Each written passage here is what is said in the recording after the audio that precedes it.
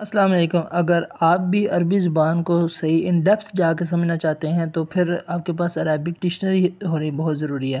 اور میں ریکمنڈ کروں گا اس ڈکشنری کی۔ یہ جو ہے نا القاموس، عربی میں جو ہے نا القاموس کہتے ہیں اس کو، تو یہ ہے القاموس الوحید جامع ترین مکمل عربی اردو لغت۔ یہ ماشاءاللہ بہت ہی کلاس کی جو ہے نا یہ عربی لغت ہے۔ مدارس میں جو ہے یعنی کہ ہم نے جہاں پڑھا تو پہلے درجے میں تھا، تو میں نے مصباح اللغات لی، وہ بھی اچھی تھی، لیکن ہمیں جو ہے نا استاد بار بار اس کا پھر بعد میں کہنا شروع ہو گئے تھے نا، علیکم بالقواميس خاصۃ القاموس الوحید، اس کا بار بار تذکرہ کرتے تھے، تو پھر میں نے یہ لی تھی اس وقت۔ تو ماشاءاللہ بہت شاندار قاموس ہے، بہت زبردست ڈکشنری ہے۔ آپ ڈکشنری یعنی کوئی بھی زبان آپ سیکھنا چاہتے ہیں نا، تو آپ کے پاس اس کی زبان کی ڈکشنری لازمی ہونی چاہیے، کیونکہ اور پھر عربی زبان تو دیکھیں نا، وہ تو اس کے لاکھوں الفاظ ہیں عربی زبان کے نا، تو وہ ایسا نہیں ہو سکتا۔ ٹھیک ہے، عربک گرامر ایک انسان سیکھ لے تو اس کو ایک بیسک سٹرکچر معلوم ہو جاتا ہے بندے کو نا، کہ عربک کا ڈھانچہ کیسا ہے، اس کو یعنی اس کا سٹرکچر کیسا ہے، لیکن اس میں اب ظاہری بات ہے الفاظ تو بے بہا ہیں، بہت سارے الفاظ ہیں عربی کے نا، تو وہ انسان کے سامنے آتے رہتے ہیں، مختلف شکلیں بدل کے آتے رہتے ہیں، لیکن بیسک سٹرکچر معلوم ہو جائے انسان کو، صرف نحو وہ پڑھ لے، جیسے کہ میں بھی پڑھا بھی رہا ہوں آن لائن، تو ماشاءاللہ جو مجھ سے پڑھ رہے ہیں تو ماشاءاللہ ان کو بڑا فائدہ ہو رہا ہے، ان کو سمجھ آ رہی ہے عربی کی بیسک سٹرکچر کیا ہے، انسان اس کو ایک سمجھ آ جاتی ہے۔ تو اس کے بعد پھر جو ہے نا انسان کے اپنے تک ہے کہ انسان نے عربی اس میں مہارت کیسے حاصل کرنی ہے، اس زبان میں کیسے آگے جانا ہے، تو اس میں ایک ذریعہ جو ہے وہ یہ چیز بھی ہے جو ڈکشنری ہے جو آپ کو دیتی ہے، اور ڈکشنری میں پھر جو ہے نا بہت ساری ڈکشنریاں ہیں، لیکن جو ہے نا یہ بہت ہی شاندار ماشاءاللہ ڈکشنری ہے القاموس الوحید۔ یہ لکھی گئی ہے جی مولانا وحید الزمان قاسمی کرانوی صاحب، جو کہ استاد حدیث و ادب عربی معاون محتمم دارالعلوم دیوبند تھے۔ لیکن دیکھیں ہو سکتا ہے جو دوسرے مسلک والے ہوں، کوئی اور جو دیوبند سے مسلک سے نہ ہوں، وہ کہیں یار یہ دیوبند کی ہے تو ہم نہیں پڑھتے، تو ضروری بات ایسی نہیں ہے، یہ تو ڈکشنری ہے، ٹھیک ہے، تو اس میں تو یعنی کہ ایسی کوئی چیز نہیں ہے مسلک والی، تو جس کی بھی اچھی کاوش ہو وہ سب سے سیکھنا چاہیے۔ اور میں خود جو ہے نا مطلب یہ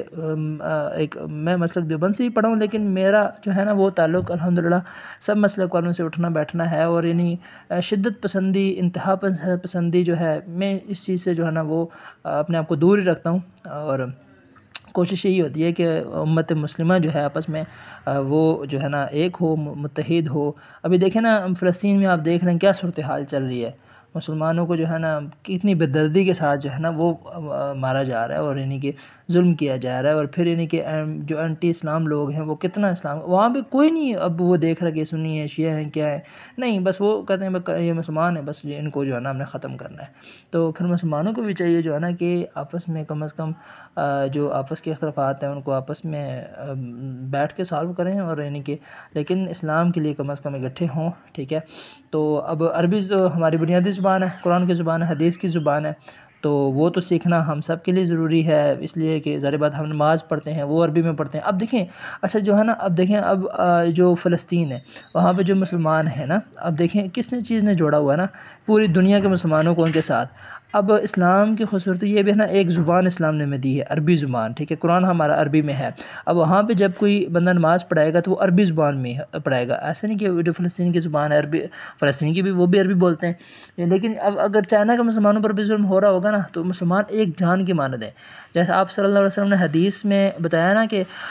تمام مومن ایک جسد کی مثال ہیں، ایک جسم ہے ان کا، اگر جسم کا ایک حصہ جو ہے اس کو تکلیف ہوتی ہے تو پورے جسم کو تکلیف ہوتی ہے، تو کیونکہ وہ ایک جسم کی مانند ہیں۔ تو یہ اب چاہنا کہ میں اگر ہوں گا مسلمان تو ہمارا ان سے تعلق کیسے، وہ اب کلمہ تو ہے کہ لا الہ الا اللہ محمد رسول اللہ، وہ پڑھیں گے، اذان جو ہوگی ان کی وہ عربی میں ہوگی، تو عربی زبان اس لیے بھی ایک مسلمانوں کو ایک ملائے رکھتی ہے، ایک اس میں ایک اپنائیت سے محسوس ہوتی ہے۔ اگر وہ امریکہ کا مسلمان بھی کلمہ پڑھ رہا ہے، ٹھیک ہے، قرآن پڑھ رہا ہے، اذانیں وہاں پہ ہو رہی ہیں، تو ایک یعنی پاکستان میں بیٹھا ہوا مسلمان یا چائنا میں بیٹھا ہوا مسلمان ہے یا دنیا کے کسی بھی کونے میں مسلمان ہے، تو وہ اس کو اپنا بھائی ہی سمجھے گا، وہ کہے گا یار میں بھی وہی پڑھتا ہوں، وہ بھی وہ پڑھتا ہے. تو اگر مطلب اگر اس اسلام میں اس چیز کی اجازت دی جاتی کہ بھئی قرآن ہے ٹھیک ہے، اب ہر بندہ اپنے اپنے ترجمے میں جو ہے نا وہ اپنی اپنی زبان میں اس کو جو ہے نماز میں بھی پڑھے اور اذان میں بھی اپنا ترجمہ کرے، تو لیکن نہیں، اسلام میں اس چیز کی اجازت نہیں. تو یہ اب ظاہر بات ہے عربی سے بھی ہمارا ایک تعلق ہے. جو مسلمان ہے اس کا عربی زبان سے بھی ایک تعلق ہے، کیونکہ وہ اس کی نماز، اس کا جو ہے نا قرآن وہ عربی میں ہے، احادیث آپ صلی اللہ علیہ وسلم کی باتیں عربی میں ہیں. اب دو صورتیں ہیں، آپ نے ان کے پیغامات، اللہ کا پیغام، آپ صلی اللہ علیہ وسلم کا پیغام کیسے سمجھنا ہے، ٹھیک ہے، وہ عربی زبان میں، یا تو وہ آپ کے ٹرانسلیٹ ہوا ہوگا آپ کی زبان میں، اردو میں ہوگا یا انگلش میں ہوگا یا کسی بھی زبان میں ٹرانسلیشن اس کی ہوئی ہوگی. تو آپ یا تو وہ اس کی ٹرانسلیشن پڑھیں اور سمجھیں، ٹھیک ہے، یہ بھی طریقہ ہے. لیکن دیکھیں، لیکن اصل طریقہ کیا ہے؟ اصل طریقہ ہے کہ اللہ تعالیٰ نے جس زبان میں اتارا ہے اس زبان کو سمجھنے کی کوشش کریں. اس سے فائدہ یہ ہوگا کہ آپ ڈائریکٹ، یعنی اللہ تعالیٰ جب قرآن میں کوئی آیت وہ کرے گا تو آپ ڈائریکٹ جب سمجھ رہے ہوں گے، واسطہ نہیں ہوگا درمیان میں، تو وہ چیز زیادہ جو ہے نا اللہ کے قریب آپ کو کرے گی. کہ اللہ کی جو اللہ تعالیٰ نے جس زبان میں بات کی ہے، آپ کو وہ زبان جب سمجھ آئے گی تو آپ گویا کہ ایسے محسوس ہوگا کہ اللہ تعالیٰ آپ سے بات کر رہے ہیں. اور آپ جب نماز پڑھیں گے آپ کو عربی کی سمجھ ہوگی، اس کا پتہ ہوگا ترجمے کا، تو وہ ترجمہ بھی بیچ میں سے نکل آئے گا. آپ کی عربی سے زبان سے اتنی زیادہ مناسبت ہو جائے جب کہ آپ کو ایسا لگے میں بات کر رہا ہوں جیسے آپ کی اپنی زبان ہے، اردو ہے یا انگلش ہے یا کوئی بھی زبان ہے. جب یعنی کہ آپ کا کوئی لیڈر ہے بڑا، تو وہ آپ کی زبان میں بات کرتا ہے تو آپ کو محسوس ہوتا ہے اس کی، یعنی اس کے ساتھ ایک تعلق، مزید اضافہ ہوتا ہے اس کے ساتھ تعلق میں. تو آج کل اگر آپ دیکھیں تو جو ہے وہ لوگ جو ہے نا، یعنی اگر چائنیز میں کوئی اچھی فلم بن جائے تو وہ چائنیز سیکھنے لگ جائیں گے، ٹھیک ہے، کوئی ڈرامہ اچھا بن جائے تو وہ ان چھوٹی چھوٹی چیزوں کے لیے تو جو ہے لوگ ٹائم نکال کے وہ دوسری زبانیں سیکھ لیتے ہیں. لیکن عربی زبان کو کیوں نہیں سیکھتے؟ عربی اور پھر عربی زبان کی گارنٹی ہے کہ قیامت تک محفوظ رہے گی. کیوں؟ کیونکہ قرآن پاک عربی زبان میں ہے. قرآن پاک کی گارنٹی ہے. اللہ تعالیٰ نے قرآن مجید میں کیا فرمایا ہے؟ اعوذ باللہ من الشیطان الرجیم، انا نحن نزلنا الذکر وانا لہ لحافظون، بے شک ہم نے ہی اس یعنی کہ کلام پاک کو اتارا ہے اور ہم ہی اس کی حفاظت کرنے والے ہیں. اب جس کلام کی اللہ تعالیٰ حفاظت کرنے والا ہوں، کیا اس کو کوئی چینج کر سکتا ہے؟ نہیں. تو قیامت تک جو ہے نا وہ قرآن پاک محفوظ رہے گا، آپ صلی اللہ علیہ وسلم کی احادیث جو ہے نا وہ محفوظ رہیں گی. اب جو قرب قیامت میں امام مہدی علیہ السلام آئیں گے، یعنی کہ اور حضرت عیسیٰ علیہ السلام بھی آئیں گے، تو وہ اسی قرآن و حدیث کے مطابق ہی فیصلے کریں گے نا. آپ صلی اللہ علیہ وسلم کے بتائے ہوئے فرامین کے مطابق جو ہے نا وہ دنیا میں عدل قائم کریں گے، انصاف قائم کریں گے. وہ آپ صلی اللہ علیہ وسلم کی شریعت کو لے کے چلیں گے. اور آپ صلی اللہ علیہ وسلم کی شریعت جو دین ہے وہ کس زبان میں ہے؟ عربی زبان میں ہے. تو مسلمان ہونے کے ناطے جو ہے نا ہر مسلمان کو چاہیے کہ عربی زبان وہ سیکھے. اور اس میں عمر کی کوئی قید نہیں ہے. میں آپ کو بتاؤں، میں اب یہاں پاکستان میں بیٹھا ہوں، لیکن مجھ سے کینیڈا والے بھی پڑھ رہے ہیں، تو وہ جو ہے اب وہ آن لائن ہی پڑھتے ہیں، ٹھیک ہے، اور ماشاءاللہ ان کی عمر 50 سال سے اوپر کی ہے. وہ اپنا کام بھی جاری رکھتے، وہ جو ان کا سائبر سیکورٹی کا شعبہ ہے وہ کام بھی کرتے ہیں ساتھ ساتھ، لیکن ماشاءاللہ عربی سے شوق ہے ان کو، تو عربی زبان بھی وہ سیکھتے ہیں، ٹائم دیتے ہیں اس کے لیے، اور ماشاءاللہ بڑا فائدہ بھی ہو رہا ہے ان کو. وہ خود کہتے ہیں کہ بھئی 3-4 مرتبہ پہلے بھی وہ جو ہے نا سیکھنے کی کوشش کر چکے ہیں، لیکن نہیں،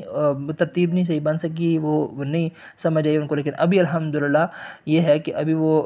جو آسان عربی گرامر میں ان کو پڑھا رہا ہوں، تو وہ بھی حصہ دوم بھی ادا کر چکے ہیں، اور یعنی کہ اب ان کو جو ہے نا وہ سیغوں کا پتہ چلنا شروع ہو گیا ہے، اور یعنی کہ ڈکشنری کی طرف میں ان کو لا رہا ہوں، مناسبت ہو رہی ہے ان کو، اور وہ کافی خوش ہیں کہ کافی کچھ میں نے سیکھا ہے. یعنی کہ جو آن لائن کلاسز، تو آپ بھی ترتیب بنائیں، ضروری نہیں ہے مجھ سے سیکھیں. اگر کوئی اور بھی عالم آپ کو ملتا ہے، کوئی اور جو ہے نا بندہ ملتا ہے جو عربی زبان آپ کو سکھاتا ہے، تو آپ ضرور سیکھیں، ضرور سیکھیں. اور اسی نیت سے سیکھیں کہ ہم نے جو اللہ تعالیٰ کی کتاب ہے قرآن مجید، اس کو ہم نے سمجھنا ہے. ہم نے احادیث کو، جو آپ صلی اللہ علیہ وسلم کی باتیں ہیں، ہم نے ان کو سمجھنا ہے. وہ عربی زبان میں ہے، ڈائریکٹ سمجھنا ہے. بھئی بیچ میں واسطہ کیوں ڈالیں کسی مترجم کا، ترجمے کا؟ آپ کا لیڈر جو ہے اگر وہ ایک زبان میں بات کرتا ہے تو آپ کوشش کرتے ہیں یار میں وہی زبان میں مجھے آتی ہو، ٹھیک ہے. تو لہٰذا کوشش کریں کہ عربی زبان کو سیکھیں، سمجھیں، اور جو ہے نا اس کے جو ہے نا وہ اس کو پوری دنیا میں پھیلانے کی کوشش کریں، قرآن پاک کے پیغام کو، احادیث کو. تو اگر کوئی میری خدمت لینا چاہتا ہے، عربی زبان کے حوالے سے سیکھنا چاہتا ہے، کوئی خواہش مند ہے، تو میں حاضر ہوں. تو میں نمبر بھی نیچے ایڈ کر دوں گا. تو اگر کسی نے رابطہ کرنا ہو، آن لائن کلاسز لینی ہو، تو تب بھی ٹھیک ہے، کوئی مسئلہ نہیں، انشاءاللہ ان کو بھی عربی زبان سکھا دیں گے، ایک پراپر طریقے سے جو ہے نا کلاسز ہماری ہوا کریں گی، اور انشاءاللہ آپ کچھ ہی مہینوں میں جو ہے نا جلد ہی جو ہے نا آپ عربی کا اسٹرکچر آپ سیکھ جاؤ گے، تو اس کے بعد پھر جو ہے نا اب آپ خود ہی آگے بڑھتے رہو گے، ایک طریقہ آپ سیکھ لو گے۔ اللہ تعالیٰ سے دعا ہے اللہ تعالیٰ ہم سب مسلمانوں کو جو ہے نا دین پر چلنے کی توفیق عطا فرمائے، آمین۔